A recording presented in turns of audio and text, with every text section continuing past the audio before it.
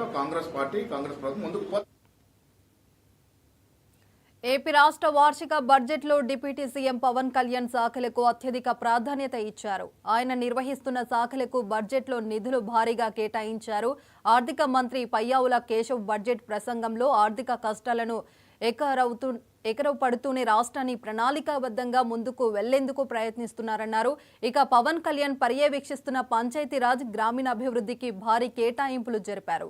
పంచాయతీరాజ్ గ్రామీణాభివృద్ధికి 18,848 కోట్లు కేటాయించారు. Science and టెక్నాలజీకి 796 కోట్లు, రోడ్డు నిర్మాణం మరమ్మతులకు 4,220 కోట్లు, గ్రామీణాభివృద్ధికి గ్రామీణ నీటి సరఫరా, పర్యావరణం, అటవీ శాఖలకు నిధులు అధికంగానే కేటాయించారు. కేంద్రం నుంచి ఈ శాఖల కోసం వస్తున్న సహకారం గురించి వివరించారు. పవన్ బాధ్యతలు స్వీకరించిన తర్వాత గ్రామాల్లో వస్తున్న మార్పులను కేశవ్ తన ప్రసంగంలో ప్రస్తావించారు. ఇక మంత్రి లోకేష్ నిర్వహిస్తున్న విద్యాశాఖకు పెద్ద మొత్తంలో నిధులు కేటాయించారు. విద్యాశాఖకు 31,805 కోట్లు ప్రతిపాదించారు. ఉన్నత విద్య కోసం 2,506 కోట్లను కేటాయించినట్లు బడ్జెట్లో స్పష్టం చేశారు. ఇక విద్యాశాఖ పరిధిలోనే తల్లికి వందనం అమలు కోసం 9.407 కోట్లను బడ్జెట్ కేటాయింపులు చేశారు.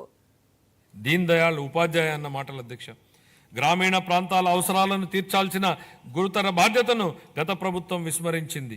రహదారులు, తాగునీటి వంటి కనీస అవసరాలను పొందడం ప్రజల హక్కు అయినప్పటికీ గత ప్రభుత్వం వీటిపై దృష్టి పెట్టలేదు. స్థానిక సంస్థల నిధులను పక్కదారి పట్టించడం వల్ల మన రాష్ట్ర గ్రామీణ ఆర్థిక వ్యవస్థలపై ఇది ప్రభావం చూపి గ్రామ పంచాయతీల హోదాను దిగజార్చింది. గౌరవనీయ ఉప ముఖ్యమంత్రి శ్రీ పవన్ కళ్యాణ్ గారి మార్గదర్శకంలో ప్రజల జీవన ప్రమాణాలు మెరుగుపరచాలనే లక్ష్యంతో మా ప్రభుత్వం గ్రామీణాభివృద్ధిలో ముందడుగు వేస్తోంది. ప్రజల చురుకైన భాగస్వామ్యంతో మా ప్రభుత్వం సమగ్ర గ్రామ పంచాయతీ అభివృద్ధి ప్రణాళికలను రూపొందించి గ్రామాలలో సిమెంట్ రోడ్లు, తార్ రోడ్లు, పశువుల పాకలు తదితర 30,000 పనులకు మంజూరు చేయడం జరిగింది. 4,300 కిలోమీటర్ల మేరకు మంజూరైన సీసీ రోడ్లలో ఇప్పటికే 3,000 కిలోమీటర్ల రోడ్లు పూర్తయ్యాయి. మరో 1,300 కిలోమీటర్ల మేర రోడ్లు